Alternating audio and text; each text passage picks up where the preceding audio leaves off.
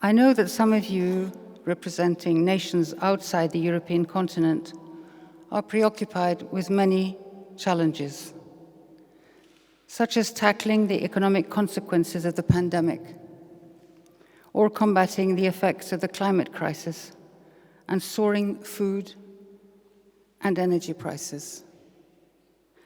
I do not wish to give the impression that these challenges are in any way less significant than those in Europe.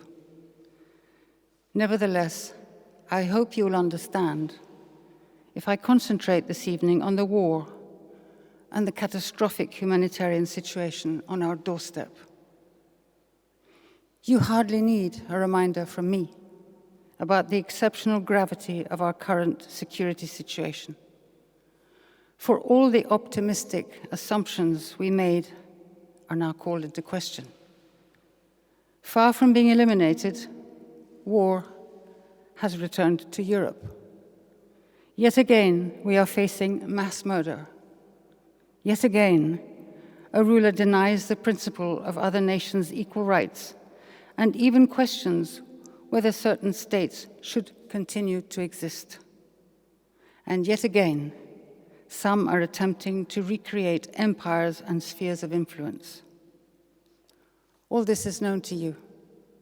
So I would like to highlight certain aspects of the Ukraine crisis that deserve greater attention this evening. First is the fact that the community of Western and like-minded nations, which extends well beyond Europe, has risen magnificently to the challenge and has proven its resilience. Ukraine has succeeded in defending her independence because her courageous soldiers and citizens were sustained by support from many other nations worldwide.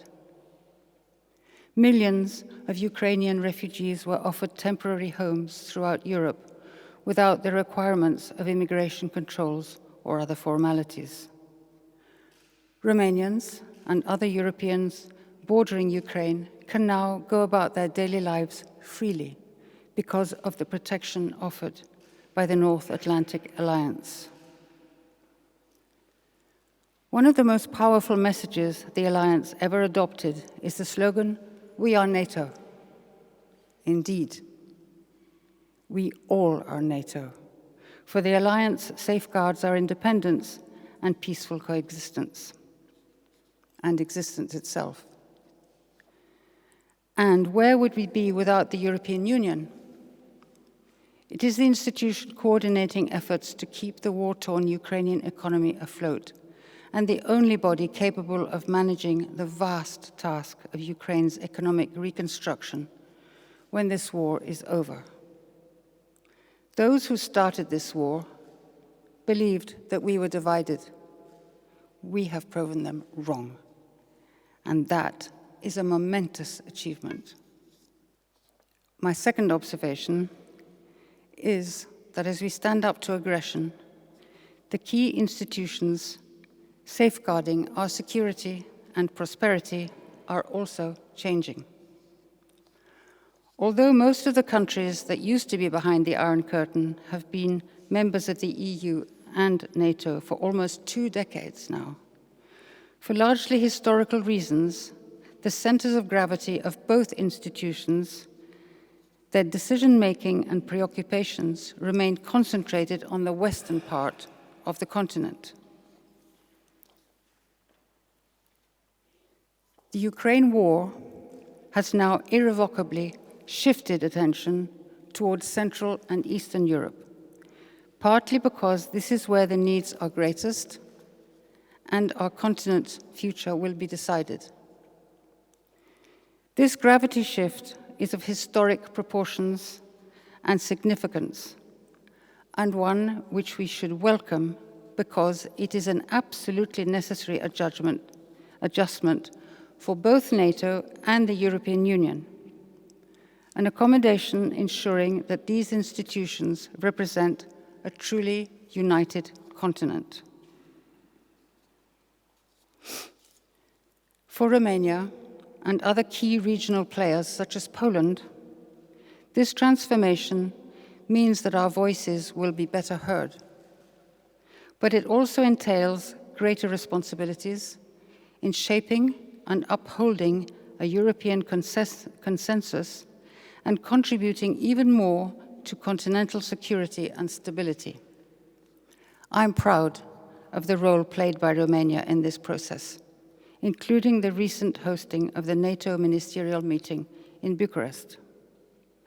And I am sure that you will see the Central and Eastern Europeans expecting and exercising a much stronger voice when the debate about Ukraine's reconstruction will begin in earnest. I salute the decision to grant EU membership status to Ukraine and the Republic of Moldova. I know that this was not easy.